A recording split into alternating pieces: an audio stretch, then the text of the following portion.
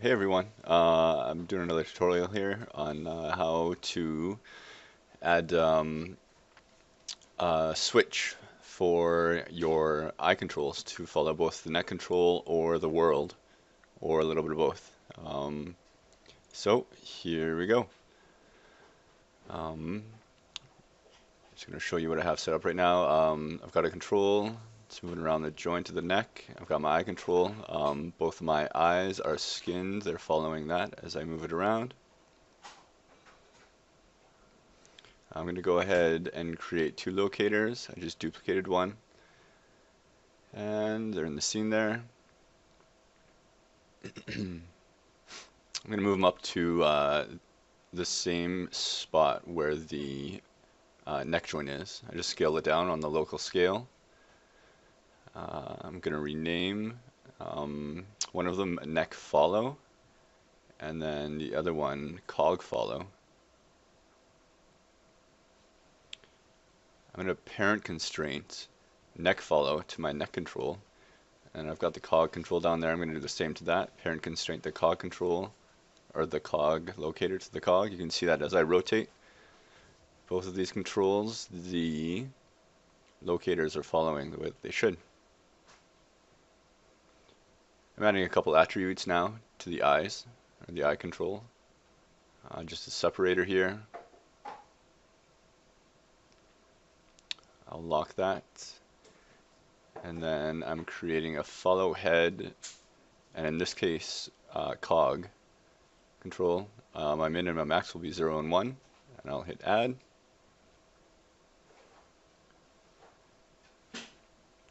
So now I'm going to grab both locators and then the 0 group of my control for my eyes. You can see in the outliner, and I just ran a parent constraint on them. So now I'm going to rotate my neck around. The eyes are following 50% because the other 50% they're set to the cog. Bringing up the node editor now, and just going to clear this graph.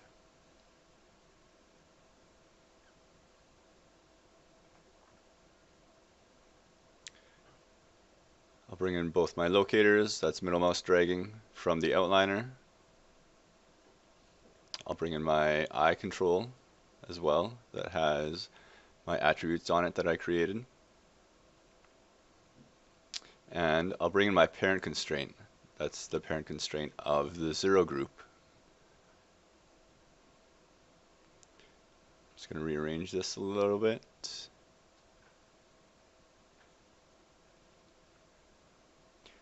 I'm going to hit tab on my keyboard and type in reverse. I just brought in a single reverse node. I'm going to rename that just with an underscore REV suffix. So I'm going to plug in my follow head cog into the input X. I'm going to pipe that one directly into the neck follow, and then I'm going to pipe the outline output X into the cog follow, and that's the parent constraint of the 0 group.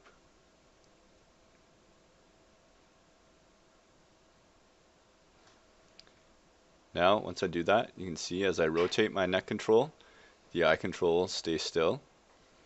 But then as I switch my control to 1, they follow the neck as I rotate the neck control.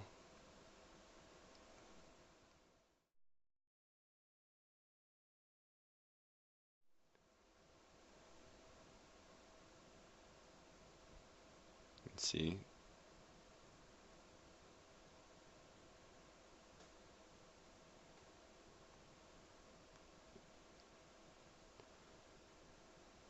With my eyes not following the neck, they always point, it's a little hard to see, to the direction of the eye control. I zoom in here. And watch the eyes, they're always going to be pointing towards those controls.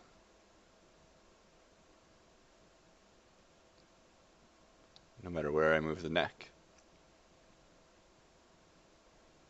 So I'm going to position my neck control like that, and then I'm going to change my follow control, and you can see that my control is sort of snapping in position. And because it's on my 0 group, I can then grab my control, my actual eyeCtrl, and add an animation on top of that.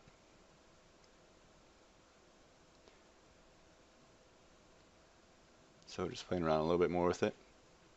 Set it to 1, rotate, and the eyeCtrl is following.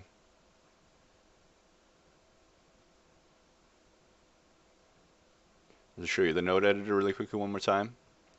That's the eyeCtrl. It's getting plugged into the reverse. It's also getting, or sorry, that's the follow head cog attribute.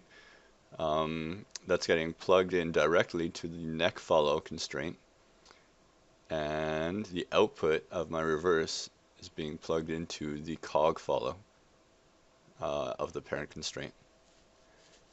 So that's that.